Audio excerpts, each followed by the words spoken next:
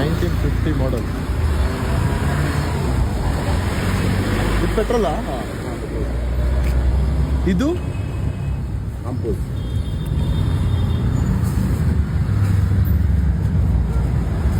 ಇದು hand break. ಇದು ನೋಡ್ರೆ ಏರೋಪ್ಲೇನ್ ತರನೇ ಸೆಟಪ್ ಇದೆ ಇಲ್ಲಿ ಫುಲ್ಲು.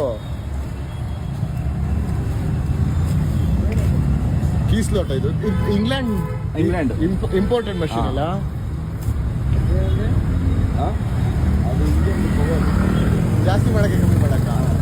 ಓಕೆ ಸರ್, ನಿಮ್ಮ ಹೆಸರು? ವಿಜಯ್. ವಿಜಯ್. ಹಾ